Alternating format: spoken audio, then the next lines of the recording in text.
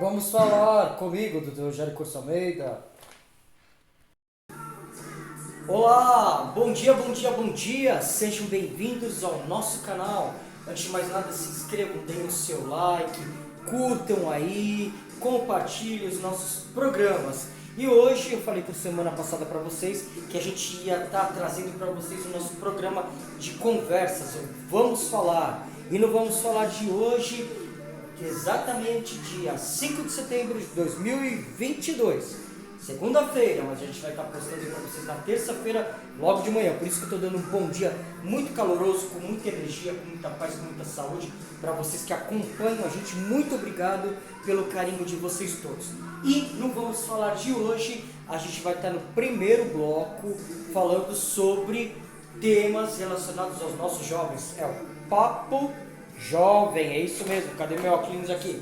No Papo Jovem de hoje, a gente vai falar aí sobre doenças sexualmente transmissíveis. A gente vai começar uma coletânea dando para você jovem aí uma noção de como está aí a sífilis, uma doença sexualmente transmissível no nosso país. No Papo Sênior, a gente dá uma puxadinha aí para os nossos jovens sêniors e a gente vai estar falando aí para vocês sobre um tema no segundo bloco, o Papo Sênior. Traumatismos em idosos. Quais os principais traumas que os idosos sofrem aí na sua terceira idade? Idosos não, nossos jovens sêniors. E no nosso Papo Casal, a gente vai estar falando aí para vocês um assunto muito interessante que muita gente pergunta aí, ó. Papo Casal, hein?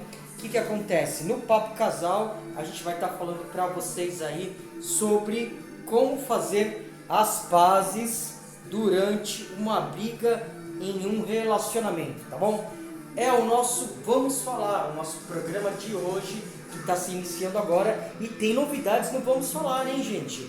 Olha só, a gente vai estar finalizando o Vamos Falar com a notícia de hoje que foi manchete aí nos principais telejornais para estar informando vocês aí o Vamos Falar News. Tá certo? As notícias do Vamos Falar. Uma notícia só do dia. Como a gente fez aí também no nosso programa da semana passada, o Casa Prática. E vamos dar a previsão do tempo também, importante aí para essa semana, tá bom? É a gente inovando cada vez mais aí com muita música, com muito carinho, com muita notícia, com muita informação. E, por que não? Vamos começar agora a nossa conversa com os nossos jovens. É o nosso Vamos Falar, é o nosso Papo Jovem iniciando. Já já eu volto.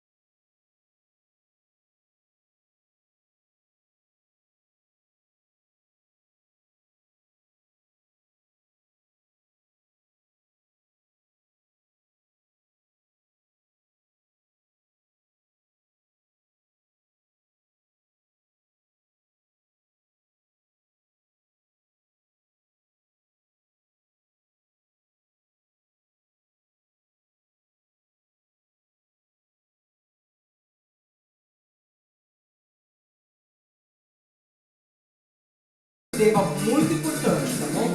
Para parar a musiquinha aqui, para a gente começar a iniciar aí o nosso Papo Jovem. O tema de hoje é sério, hein, gente? Doenças sexualmente transmissíveis, tá? Vamos falar sobre sífilis, dar umas noções básicas para você jovem. É isso aí. E a gente volta já já, em 5 segundos. É isso aí, amigos. E a gente está iniciando o nosso Papo Jovem aí. E a gente vai falar sério agora, hein, gente? A gente vai falar sobre uma doença sexualmente transmissível aí, que está aparecendo muito desde o ano de 2010. Ela existia, é uma doença muito antiga, mas ela teve sua prevalência aí maior no período a partir de 2010, tá certo? A gente está tendo uma explosão de casos, principalmente em jovens. A gente vai falar sobre doenças sexualmente transmissíveis, a sífilis. E a sífilis nada mais é do que uma doença, como eu falei para vocês, sexualmente transmissível, é uma IST, tá certo? Uma infecção sexualmente transmissível, ela é exclusiva do ser humano, tá? Causada por uma bactéria chamada Treponema pallidum. E ela pode apresentar de várias manifestações clínicas e diferentes estágios também, que a gente pode classificar em primário, secundário, do lactente e terciária, tá certo? Nos estágios primário e secundário, gente, da infecção, a possibilidade de transmissão é cada vez maior. A sífilis, ela pode ser transmitida por relação sexual, sem camisinha, com uma pessoa infectada ou ainda através também para a criança durante a gestação do parto, tá? Ou o parto. A infecção por sífilis, ela pode se colocar em risco não apenas a saúde do adulto, como também pode ser transmitida para o bebê através de uma transmissão que a gente chama de transmissão vertical, tá? É a mãe que está gerando aquele bebê e em contato com o bebê ela consegue transmitir essa bactéria para o bebê durante a gestação e também durante o parto, tá certo? O acompanhamento das gestantes e parceiras sexuais parcerias sexuais durante o pré-natal previne a sífilis congênita, ou seja, é fundamental o acompanhamento do pré-natal de todas as mães que engravidam, todas as mamães que engravidam devem sim fazer o pré-natal, tanto a gestante jovem como a gestante mais adulta ou às vezes até uma gestante mais idosa, mas o pré-natal é recomendado para todas as gestantes, tá certo? Bom, como é que a gente pode prevenir a sífilis? A gente sabe muito bem que praticamente em idades, para você jovem, entre 15 e 25 anos, isso é estatística, 70%, eu falo isso direto nos vídeos, 70% da população jovem entre 15 anos e 25 anos não usa preservativo, tá? 30% somente se cuida e usa. Gente, as doenças estão aí, elas existem, tá certo? Desde os anos 80 que a gente sabe que o HIV aparece aí, ele tem praticamente uma evolução boa para o paciente que tem o HIV, mas a gente sabe que a doença ainda não tem cura. Então é preciso tomar muito cuidado com todos os relacionamentos. Usar preservativo, tá certo? Em todas as relações sexuais, principalmente as pessoas que se conhecem agora, tá certo? E não tem um convívio. Ou às vezes até mesmo você que às vezes suspeita praticamente do seu relacionamento, não é um relacionamento tão seguro, se utilize de preservativo, tá? Todas as unidades básicas de saúde relacionadas à vigilância epidemiológica, elas possuem, ou até mesmo as unidades básicas de saúde, distribuição de preservativos, tanto camisinha masculina como camisinha feminina, tá certo? Bom, gente, o que acontece? Vamos falar aí um pouquinho sobre a sífilis primária, tá? Os sintomas da sífilis primária. Bom, primeiramente, uma ferida geralmente única no local de entrada da bactéria, pode ser o pênis, pode ser a vulva, a vagina, o colo uterino, até mesmo região anal, boca ou outros locais da pele, que aparecem entre 10 a 90 dias após o contágio da doença. Essa lesão ela é rica em bactérias, tá? Lembrando aí que a sífilis ela é uma doença causada por uma bactéria e não por um vírus, tá certo? Por isso a gente vai falar do tratamento aí mais pra frente, como é que deve ser feito. Normalmente ela não dói, não coça, não arde e não tem pus, podendo estar acompanhada de ínguas, caroços na virilha, tá certo? A sífilis secundária, gente, ela já possui outros sintomas. Os sinais e sintomas eles aparecem entre 6 a mais ou menos a 6 semanas e 6 meses do aparecimento e a cicatrização da ferida inicial. Ela pode ocorrer principalmente também manchas do corpo, que geralmente não coçam, incluindo palma das mãos e planta dos pés. Essas lesões, elas também são ricas em bactérias, pode ocorrer alguns sinais e sintomas como febre, mal-estar, dor de cabeça e ínguas pelo corpo. São aqueles carocinhos, tá? A sífilis latente é a fase assintomática, é a fase onde não existe praticamente os sinais e os sintomas, tá certo? Ela é dividida em sífilis latente recente, menos de 2 anos de infecção, e sífilis latente tardia, mais de 2 anos de infecção. A duração ela é variável, tá certo? Podendo ser interrompida pelo surgimento de sinais e sintomas da forma secundária ou terciária. E a sífilis terciária, sintomas, ela pode surgir de 2 a 40 anos depois do início da infecção. Então são 3 estágios que a gente está dando para vocês. A primária, a secundária e também a terciária. Costuma apresentar sinais e sintomas, principalmente lesões cutâneas, ósseas, quer dizer, um pouco mais grave, né? Cardiovasculares e neurológicas, podendo levar à morte, até porque essa sífilis terciária, ela tem muito tempo com a bactéria dentro do organismo e até então ela já causou alguns estragos que muitas vezes não são perceptíveis ao paciente, tá certo? Ou às vezes até aquela pessoa que contraiu. Gente, olha uma coisa importante, hein? Uma pessoa ela pode ter sífilis e não saber porque a doença pode aparecer e desaparecer, mas continuar latente no organismo. Por isso é importante se proteger, fazer o teste e se a infecção for detectada, tratar de maneira correta. O não tratamento da sífilis pode levar a outras doenças e complicações, inclusive a morte. Gente, nós temos que ser muito autênticos e muito seguros no relacionamento que a gente tem com os nossos filhos. A gente precisa expor para eles os perigos. Eu aqui atendo praticamente adolescente até 19, 20 ou até 21 anos de idade, e eu sempre, a partir dos 13 anos de idade, eu não só peço os exames de rotina, como eu já peço os exames sorológicos, tá? Por quê? Porque a gente nunca sabe o que essas gerações que estão antecipando algumas coisas, algumas situações da vida adulta, estão fazendo lá fora. Então, como uma forma de prevenção, eu costumo pedir todos esses exames a partir dos 13 anos de idade, até porque pelo Ministério da Saúde a gente considera como adolescente já a partir de 12 anos de idade. Então, praticamente eu trabalho nessa área também de doenças sexualmente transmissíveis e várias vezes eu já vi jovens adolescentes aí tendo seus filhos com 13, 14 anos de idade e sendo infectadas também por doenças sexualmente transmissíveis. Então, numa questão de que a gente precisa prevenir, fazer a profilaxia dessas doenças, dessa incidência de infecções sexualmente transmissíveis, eu peço particularmente sempre esses tipos de exames a partir dos 13 anos de idade, tá?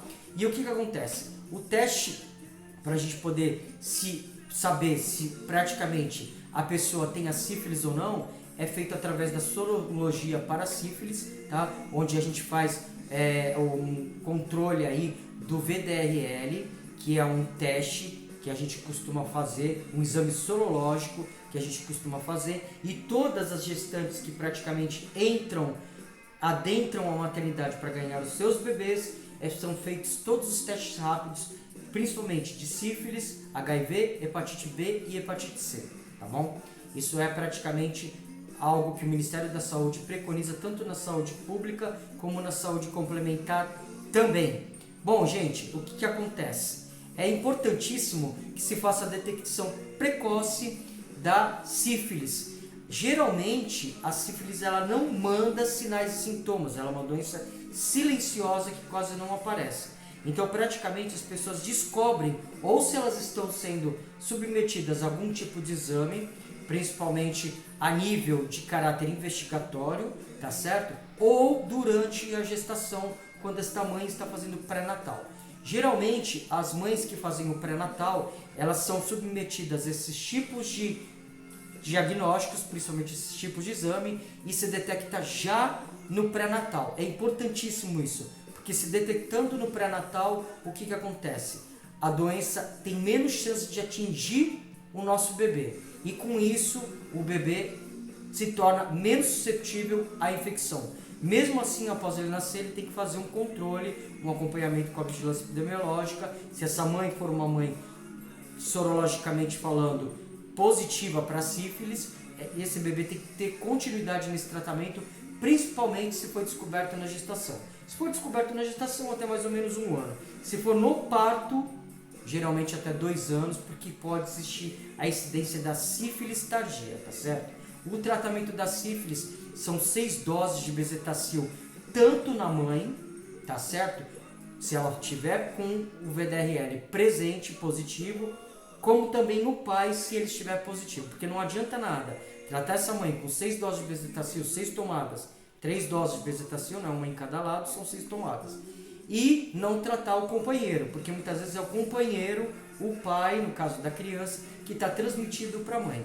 Essa mãe sendo tratada durante a gestação, ela ganha o seu bebê, tendo o seu relacionamento sexual com o seu parceiro, o seu companheiro, que às vezes não foi tratado, ela pode se reinfectar, tá certo? Então ela pode apresentar a sífilis novamente, mesmo após o tratamento. Então é importante, se o pai tiver infectado, se o pai tiver um diagnóstico sorológico positivo, que ele seja tratado da mesma forma que a mãe, para que isso não se propague, tá certo? Principalmente para sua companheira, que provavelmente mais para frente pode querer ter algum tipo de outra gestação e se reinfectar.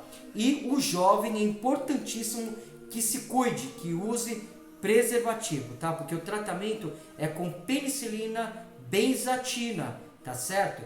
Isso mesmo, penicilina benzatina, tá certo? Tanto no homem como na mulher, é um antibiótico, tá certo? Que tem que ser feito antes do parto, tá certo? E se de repente for detectado durante o parto, tem que ser feito durante a permanência dessa mãe na maternidade, para que ela possa ser adequadamente tratada e com certeza também o seu companheiro, tá certo? Gente, o perigo é o bebê adquirir a sífilis congênita. Quando a gente tem umas titulações, uns valores de exame sorológico para sífilis muito alto nos bebês ou alto nas mamães, esse bebê ele fica 10 dias em tratamento na maternidade com penicilina cristalina na veia, tá certo? Durante 10 dias, ou às vezes a penicilina procaína, que é intramuscular, uma outra forma de bezetacil, de penicilina, tá certo? Intramuscular durante 10 dias também. Isso se a titulação do bebê for muito maior do que o da mãe. Agora, se for menor do que o da mãe, 2 pontos mais ou menos, aí esse bebê ou ele é dado alta e só acompanhamento na vigilância, ou então a gente faz, de acordo com o protocolo do Ministério da Saúde, a prevenção através de uma dose intramuscular de penicilina benzatina, tá? Quando essa criança apresenta titulações maiores, é importante que se faça o líquor. Por quê? Porque alguns sinais e sintomas a criança pode apresentar por decorrência da sífilis, principalmente surdez, principalmente deficiências visuais, às vezes algum tipo de alteração visual, tá certo? Às vezes até alteração cardíaca, dependendo do caso, se for uma sífilis que for diagnosticada tardiamente na mãe, principalmente depois do parto, e às vezes também uma manifestação neurológica. Por isso que é feito o líquor, é retirada do líquido da espinha desse bebê, para que ele possa ser diagnosticado se teve uma transmissão para parte neurológica desse bebê, principalmente se não está sendo acometido a parte neurológica do bebê, tá bom? Então a gente tem que fazer esse exame na maternidade, dando um VDRL negativo, não reagente.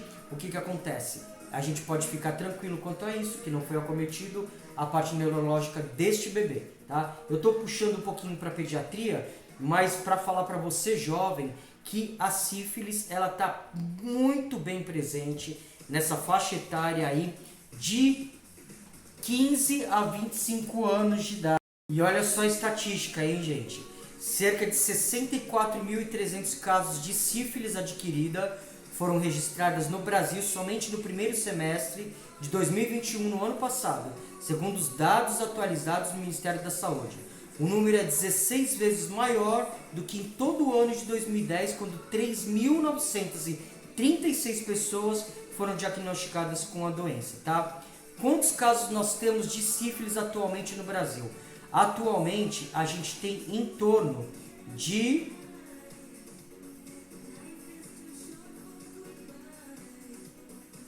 Olha só, Vamos entrar aqui no sistema. Olhem só, hein? Segundo os dados do boletim entre 2010 e 2020, o número de casos confirmados de sífilis no Brasil saltou de 3.936 casos para 115.371, valor 29 vezes maior, tá certo? Olha só, segundo a Organização Mundial da Saúde, também a sífilis atinge mais de 12 milhões de pessoas em todo o mundo. Os dados são preocupantes, já que a presença de infecções sexualmente transmissíveis aumentaram em até 18 vezes o risco de uma pessoa ser infectada pelo HIV. Quem mais pega a sífilis? A infecção transmitida da mãe para o bebê e pode ocorrer em qualquer fase da gravidez. O risco é maior para as mulheres com sífilis primária ou secundária, como a gente deu as definições aí nesse primeiro bloco, logo no início. A sífilis materna sem tratamento pode causar má formação do feto, aborto espontâneo e morte fetal, como eu também falei para vocês. Por que a sífilis voltou? Gente, a sífilis voltou porque as pessoas não estão tomando cuidado, tá? E também as mulheres estão sendo reinfectadas pelos seus companheiros. Por isso que eu falei para vocês a necessidade de tratamento tanto em mulheres, tá certo? Como em homens também, em caso de positividade nos exames, tá? Por quê? Porque se a sífilis for adequadamente tratada, ela é curada e não volta mais, tá certo? Por isso tem que tomar muito cuidado com os extra-relacionamentos aí por fora. Então, um casal tem que tomar muito cuidado, porque além de ele ser agredido com a doença, ele pode muito bem ser agredido também através das consequências que podem ser causadas no seu filho, no caso de uma gestação com a mãe com sífilis, tá certo? Olha só quanto que o bebê já sofre a partir do momento que ele nasce de um casal que tem esse tipo de doença. Se no caso tiver uma titulação muito alta, a gente é obrigado a tratá-lo de uma maneira, 10 dias de antibiótico na veia, tá certo? Retirada de líquor da espinha para poder ver se não afetou a parte neurológica. Então todo cuidado é pouco, lembre-se bem, às vezes 1 minuto de alegria são muitas horas de tristeza. Então muito cuidado nos relacionamentos extraconjugais aí, tá certo? Gente, quem teve sífilis vai estar sempre reagente? O exame? Não, tá? Porque no caso, se essa paciente ou esse paciente ou esse jovem ou essa jovem for adequadamente tratada, o que acontece? A sífilis não vai se manter reagente, ela vai se manter até negativa, mas no caso tem que haver um tratamento certo, tá certo? Um bom tratamento, um tratamento bem adequado. Existem pessoas que morrem de sífilis? Sim, muitos famosos já morreram de sífilis. Olha só, compositores como Beethoven, Schumann, Schubert, os pintores Van Gogh, Gauguin, Toulouse-Lautrec, pesquisadores afirmam que o rei francês Luís XV e o mafioso Al Capone morreram de sífilis. E segundo alguns historiadores, até mesmo Lenin e Hitler teriam sido vítimas da doença, tá certo? O que é uma cicatriz de sífilis? Uma cicatriz de sífilis sorológica diz que você já entrou em contato com a doença, a sífilis, não é grave e não significa que você ainda tem a doença, tá certo? Se você realizou o tratamento correto, inclusive com o tratamento do parceiro, você não tem a doença. Este título do VDRL, essa titulação, pode ficar tão baixo quanto às vezes 1/4, 1/2, 1/1 e no último estágio não reagente, tá? A gente tem vários estágios. Desde 1024, que é o maior, 1/1024, 1/512, 1/256, 1/128, 1/64, 1/32, 1/16, 1/8, 1/4, 1/2, 1/1, que é a cicatriz da pessoa que tratou, desse jovem, desse adulto, ou dessa mulher, desse homem que tratou, e depois de 1/1 não reagente, tá bom? Bom, gente, falei para vocês sobre o tratamento, a prevenção da sífilis, nada mais é, peraí que eu já estou aí, é o nosso Vamos Falar, é isso aí, gente, comigo, Dr. Rogério Corso Almeida, é isso aí. Gente, olha só, existe o tratamento da sífilis, ele está disponível em todas as unidades básicas de saúde. O Ministério da Saúde faz o tratamento certo, mas precisa que essa pessoa seja diagnosticada. Por isso que é importantíssimo você, papai, você, mamãe, você jovem, você adulto, que se faça os exames preventivos de 6 em 6 meses, tá certo? Que se faça as sorologias para que a gente possa descobrir aí quais são os principais requisitos para que não se contraia a sífilis. E se contraiu, se seja tratada adequadamente. Não se esqueçam disso. Você jovem que muitas vezes tem esse diagnóstico, não adianta só você, a mulher no caso, ser tratada. Precisa ser o homem tratado também, o companheiro, o namorado, quem for. E jovem, olha, eu estou falando nesses assuntos para vocês, doença sexualmente transmissível. A gente está falando sobre sífilis, por quê? Porque a sífilis está muito bem presente entre jovens de idades entre 15 e 25 anos. A gente tem uma alta incidência aí desses jovens, tá? Eu volto já já para a gente dar o último bloco, aí, o último segmento desse primeiro bloco, que eu quero dar estatística para vocês. Olha só, hein, gente? A proporção de gestantes com sífilis de 40 a 49 anos de idade teve um acréscimo de 26% de 2018 para 2019 e as adolescentes de 10 a 14 anos um aumento de 5% para o mesmo período, tá certo? Essa daí é a estatística também.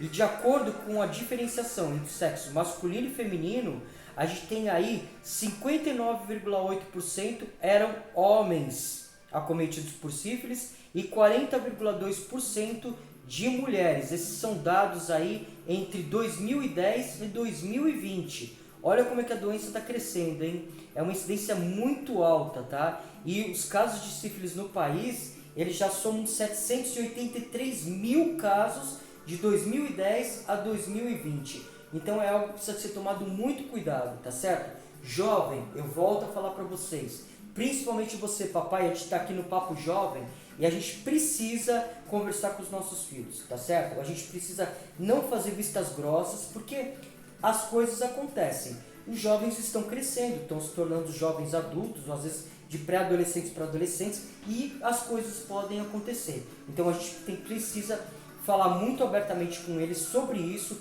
e incentivá-los em caso de relações sexuais, tá certo? A se utilizarem de preservativos, principalmente para a segurança e para a saúde desses jovens, tá bom? Gente, esse aí foi o nosso Papo Jovem, espero que vocês tenham gostado. E agora a gente vai ver um clipe aí da Joy Salinas, uma música que eu adoro, que eu sempre toco no Papo Jovem aí, que é People Talk. Vamos de clipe aí no nosso Vamos Falar? É o Papo Jovem, primeiro bloco chegando aí. Já já a gente entra no Papo Sênior, hein? É até já, é hora de clipe, não vamos falar. Papo Jovem.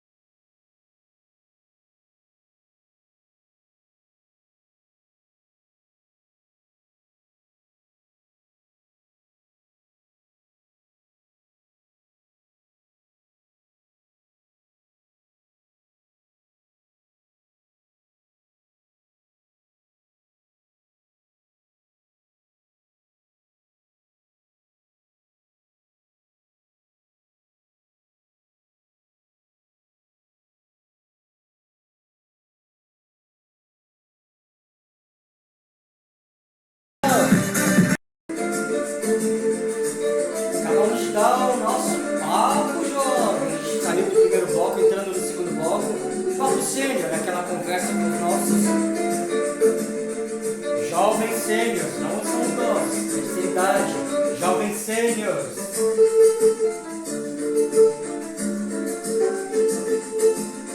É o Papo Sênior chegando. E é isso aí, gente. E hoje a gente vai estar falando aí com vocês sobre um assunto muito bom para os nossos jovens sêniors. A gente já falou muita coisa, né? Alimentação na terceira idade para os jovens sêniors. A gente falou sobre os acidentes que às vezes os jovens sêniors causam. Falamos sobre os exames que às vezes os jovens sêniors têm que fazer. Então a gente tem uma coletânea aí do nosso Papo Sênior.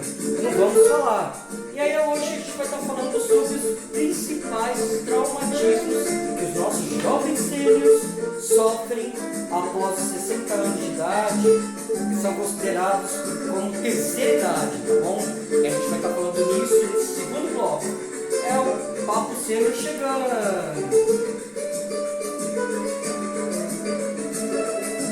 E eu de vovozinho. Ai, ai.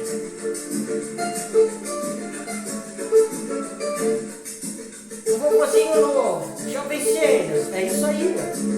Jovens sêniors estão tendo uma qualidade de vida muito maior. A gente está tendo uma estimativa de vida no Brasil maior, que os nossos jovens sêniors estão se cuidando, tá certo? Estão se exercitando, tendo uma alimentação saudável, estão tendo lazer, que é muito importante. E hoje a gente vai falar sobre os traumatismos que os nossos jovens sêniors podem sofrer. Comigo, doutor Jair Almeida, vamos falar.